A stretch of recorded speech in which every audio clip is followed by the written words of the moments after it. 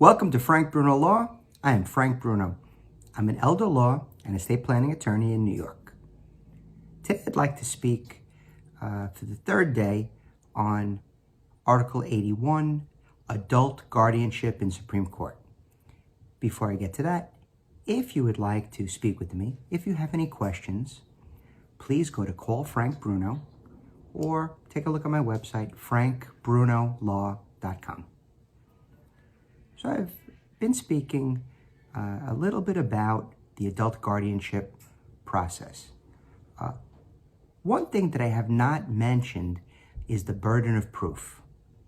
So in the context of this litigation, the petitioner, the person that goes to court to allege that a person is incapacitated, that they need a guardian, the burden of proof is on the petitioner.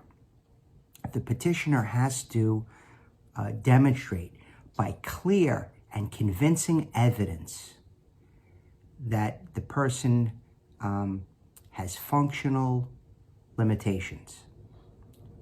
They could be a harm to themselves or to others, and that they don't have an appreciation for that.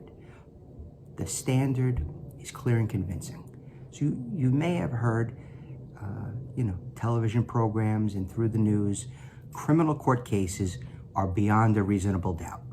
Right? Beyond a reasonable doubt, whether it's a criminal jury or a trial by a judge. Right? That could be also in criminal court. You could have either a jury or a judge trial. The standard is beyond a reasonable doubt, and that's as factually true as possible, right? Beyond any reasonable doubt that this fact is true. And in civil cases, the burden of proof is by a fair preponderance of the evidence. And what that means is, I'll give you an example. If you visually looked at a scale, the scale just has to slightly weigh in the favor of the person that the judge or the jury is deciding for. So statistically, I don't think that's the right way to put it, but numerically, 51%. Yeah, fair preponderance. Yes, a little bit more. Yes, I think that's true. And in civil cases, you could have a trial by judge or a trial by jury. In the context of family court, only a judge trial. In matrimonial actions, it's a trial by judge. And in a guardianship proceeding, adult guardianship in Supreme Court, it's a judge trial. But on the issue of guardianship and whether a person could be adjudicated incapacitated, the burden of proof is by clear and convincing evidence. So that's it's in between the two. It's a higher standard than fair preponderance, and it's a lesser standard than beyond a reasonable doubt.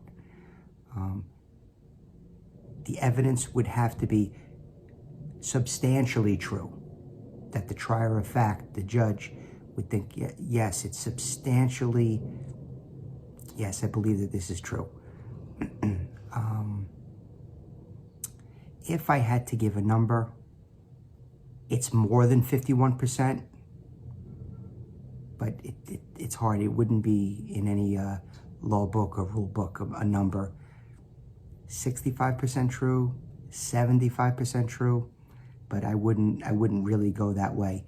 It's at least more than 51% because it's higher than the fair preponderance, but it's up to the judge, and they listen to the reasonable evidence, any psychiatric evidence, and the judge weighs that. So if you'd like to speak about a situation that you may have, please reach out to me. Thank you very much.